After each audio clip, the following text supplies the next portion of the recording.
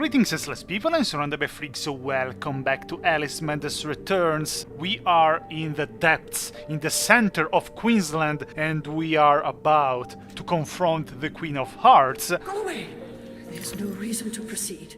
Obviously, if I can bring myself to... That's so disgusting. Do not look too much into this squishiness. Now, last episode, Alice, other than destroying the remaining army of the Queen of Hearts, as well as the Executioner, recovered two very important memories. Meanwhile, let's slide on this disgusting bloody tongue. Alice is now pretty convinced that there was a murderer that tried to kill her entire family by setting the house on fire. A murderer who succeeded in his goal, but didn't manage to kill Alice, who instead survived. I wasn't looking forward for this part. I really don't like body insides. A murderer who is possibly the same person who was stalking Lizzie in various places, and who, according to Alice, managed to enter in Lizzie's room, incapacitated her, and then set the house on fire. And now we know from Lizzie's memory that the name of the stalker was Bambi. And his name won't help. Bambi. Look at this eye, observing with a heart-shaped iris. Disgusting eggs, I won't go near them. We already know a certain Dr. Bambi, which poses the question: have we been working for the murder of our own family for a whole year after the asylum? Have we been deceived? While we think about that, the final Rutledge room of the chapter. We will get another rose. Another one of these minigame. I also like the ambientation here. Well, no time to waste. There's no time at all. Alice, you've already missed the train. These guards will soon miss their lives, even though I spared a few guards during the proper gameplay. I'm walking towards you with malicious intent. I smash! Alice destroys! Your tentacles are drying out, Queen of Hearts. Maybe you should have used a moisturizer to keep it a bit... No, actually, no, it's a bad idea. Almost everything now, it's extremely squishy and bloody. And now let's easily pull this tentacle out, because your hentai perverts will not find pity in me and Alice. Oh no.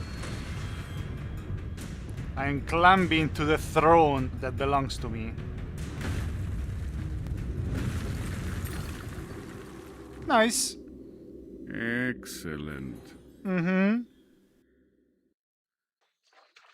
Another rose on our account.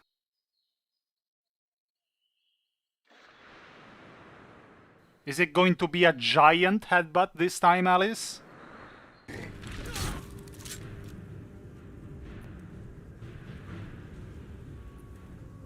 Now let's try to be as quick as possible and get the hell out. I really like Queensland, but I really don't like this thing. There is a blue heart to destroy. This time it's not my heart that Alice is breaking, it's the heart of fake royalty. Which opens a door. I'm just very squeamish about things. Don't make me do this. It's the second most disgusting thing other than insects. Oh no, is this supposed to be stomach acids or what? Let's break another heart, Alice. I don't even want to know what they are. It really makes me want to replace some of my body parts with, I don't know, engines and mechanical devices. So yeah, basically becoming a cyborg. But not a cyborg with robotics and electronics in it, a cyborg with mechanics, like the Mad Hatter. A giant cogwheel in my back? Maybe an engine in my mind to make me think faster, I don't know. Let's try not to fall in here, Alice. It's not going to be nice if we do. Imagine the smell here as well. Let's break yet another heart. Yeah, also in American McGee's Alice, the closer you went to the Queen of Hearts, the more of this disgusting stuff would appear. And of course it makes sense that deep inside the Queen of Hearts well, fortress/body, you would find that even ruins are being corrupted and controlled by the old lasting madness. Keyhole. Look at this keyhole. I don't even want to know which body part of the Queen of Hearts this is. Memory from Dr. Bumby. What do you have to say for yourself, Bumblebee? Everything has a season, Alice. A flower blooms and fades away. Memories, too, have a useful life. We should eliminate the ones that hurt. If what we suspect is true, then all of this forgetting makes much more sense. Quite convenient that Alice forgets about certain things. Mighty suspicious. I really like this soundtrack. I think it fits very well, considering that in American McGee's Alice the soundtrack in the final stages was much more sinister, like to say, get ready for a fight. Here instead, it's more as if the Queen of Hearts has given up. Over there. What the hell is this? How did we get here, Alice? Oh, you dare stand in my way? Bow in front of your true queen, peasants! Yeah, that's what I thought. The queen has no more troops left. Probably she's sending these red ruins as an act of defiance rather than trying to stop Alice at this point. Aha! You try to hit this blue heart over here. Disgusting, squishy, bloody body parts, tentacles, and who knows what else. But luckily, this will not last long, because look, we are there. I feel like I'm playing Pokemon and I'm about to confront Red, the champion. But the Queen of Hearts is not the champion of this game. Are you ready, Alice? Let's go. At this point in American McGee's Alice, we were ready for the final battle. This time, let's see. That's the throne. That rightfully belongs to our ass. There is an usurper sitting there, but this could be the room in which Alice fought and defeated the Queen of Hearts in American McGee's Alice. So it's time to confront our old madness, but this time Alice is the one holding a knife, literally. The balance of power has shifted. Oh, don't mind my dramatic walk while I'm getting closer to you, Queen. It's time to find out who rules Wonderland.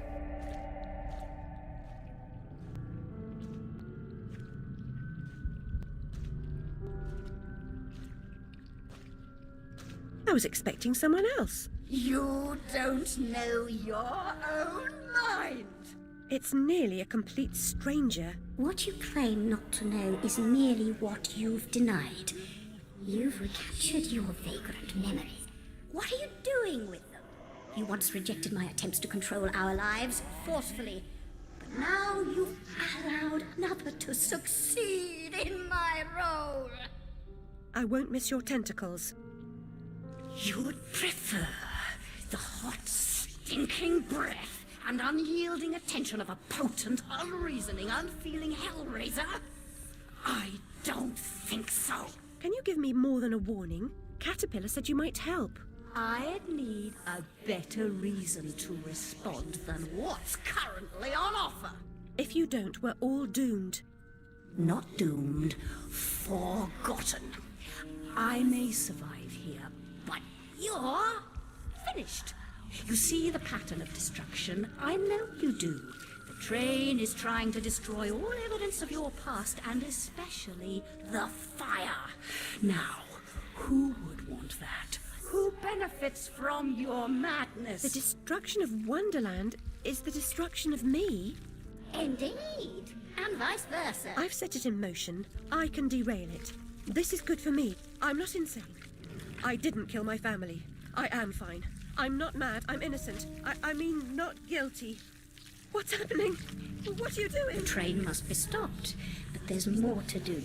Your view conceals a tragedy. The whole truth you claim to see eludes you because you won't look at what's around you.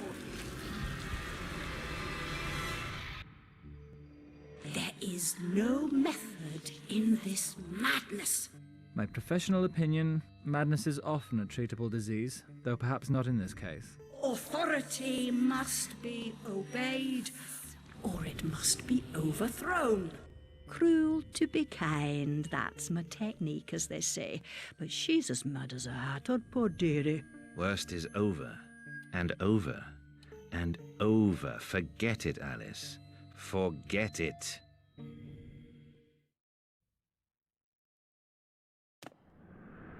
Can't distinguish reality from illusion? Remember your last journey? An elephant never forgets where she left her trunk. When traveling by train, a valise, never bigger than your head. I may be wrong, Your Grace, but I doubt it. Down this path of primordial ooze and sideways once again. Indeed, Doctor, well demanded, I'm sure. I mean to say, it's very hot in here. I mean to say, fuzzy. And she's no helping. Oh no, no help at all. Humiliation, I say. I approve your release, and back you come like a bad penny. Reputation in ruins. People talk, Alice. I'm an old dog, ready to bone. Don't you know? Loyalty. You must never run away from home. Stay, Alice. Sit. Well, there's a lot to unpack here. Certainly not of Alice's belongings, because it doesn't seem like she has much. But are we really back in the asylum?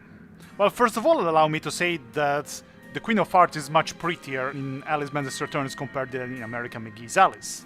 And I've read that Alice sees the Queen of Hearts in this game with her own child face. Which makes sense, she's trying to represent somebody who was there, very important element of her childhood, as if it's an avatar of young Alice.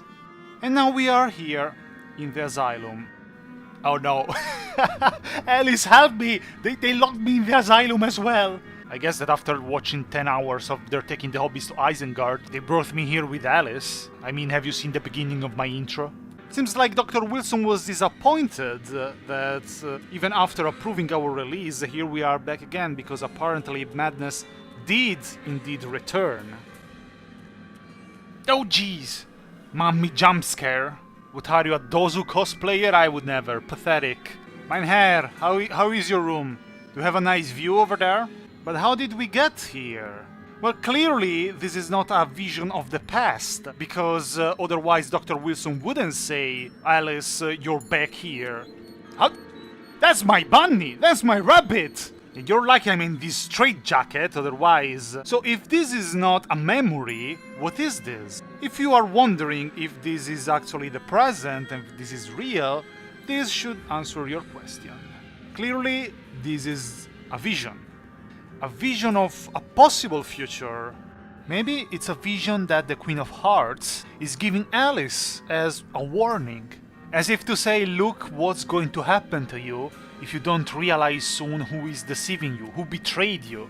So it seems like that the Queen of Hearts is actually helping after all. Who could benefit from your madness, Alice? Who could benefit from you forgetting about your past? Meanwhile, let's keep on exploring the asylum. I really like this wobbly and tilted camera. Really fits. Quiet, please. Bah! Stop! You violated the law. Trepanning. I don't like that name. I don't like this place. If it isn't what's her name from the idiot's ward. Yeah, it's Alice, Uncle's prize lunatic. The instruments are gruesome, but a hole in the head gives the troubles more space. Ah, yes. Just the thing for your stone of madness. Good for seizures too, maybe. You must be as sick of those as I am hearing you whinge about them. Ouch. Well, they surely didn't actually do these therapies to Alice in the asylum, because she's still alive. But geez, I can only imagine what kind of therapies they used to do back then. Maybe, you know, even a bit more non-official ones. Tweedledee and Tweedledum. You fat morons, I defeated you in American McGee's Alice, I can defeat you again. They're the Wonderland representation of two nurses from Rutledge Asylum that Alice apparently knew. Oh no. That's not good. Unless you're a mad dancer and you're T-posing. I am the one, the way your son don't need to go. Bloodletting? Oh no. That sounds even worse. Some mental conditions are relieved by bloodletting. doctor thinks it won't be effective against your symptoms, but I am at the end of my tether, and these leeches need the work. A baker's dozen, nurse. Let me put 'em on her. No, me. I can make them hurt. Nah, I see. I will let Alice insult you too. Despicable, grotesque, and smelly louts. I'll fill your bellies, all right. Now, when you're here, don't look up. Well, I'm doing a playthrough. They're even falling. Let's get out of here, Alice. Quick! Ooh, disgusting. It used to be an actual medical practice. I don't know for what. And sorry, Alice, I haven't even observed the amazing outfit that you have. That's a very stylish straitjacket. Wow! When we'll reconquer Wonderland, we shall get the Queen of Hearts floating crown, Alice. That's very cute. I mean, I joke around, but it's obviously a rather sickening vision. I know. Which way's up and which way's down? I was gonna say, No prayers. don't interrupt. If I can't... Go to the lavatory. Maddening. Yes, you are. But what am I? I'll give A you... present? You shouldn't. I've nothing for you. I defer to Oh. your enormous arse, your worship. Just a coxcomb, a catacomb, a Felix feline. What cat? Where? Is the fox among the pigeons? Sly devil. Moved out of the hen house then? What? In the butt. As I was saying, Rutledge Asylum, Wonderland. Ward 1. Hey, Alice, we are number 1. We are number 1. We are Ward 1.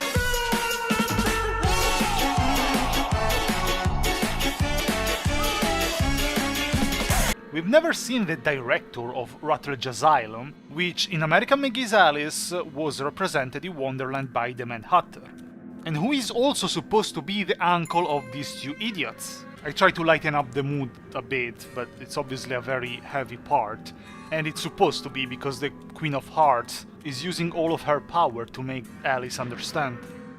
Waiting room? Come now, Alice. Am I not to be as much honored and obeyed as the Queen? Is that asking too much? I want what she wanted. Give yourself over to that. Trade the tentacles for the train. It's altogether a better ride. It's that or back to Rutledge. Never a kind word or reward for services rendered. Don't I deserve a bit of luck? Don't piss on what's right known to me, I say. Brought you out of the asylum, now you go back on your own accord. I told your mother, dear. You're a distant and stubborn child, too content in her own world. Young women need to leave their wonderlands. The real world is not so wonderful. You'll need to grow up. Perhaps some more time in care. You look decent enough, but appearances deceive. I know you for an unstable and violent person. I can't say I'm surprised you've been incarcerated in the asylum again. A long stay under supervision would serve you right. While you're still in pajama? That's the real question, Radcliffe. Alice was indeed looking at all the remaining acquaintances that she has. Maybe looking left and right trying to understand who was lying. But it's pretty much clear. I wish they made it a little less clear at this point. But trading the tentacles for the train? That doesn't sound like a great deal, really. I'm not that scary. You're scarier than me. What is there? Nothing. I almost appreciate what the Queen of Hearts is doing for us, because to give Alice this sort of vision, she must be using all of her remaining power.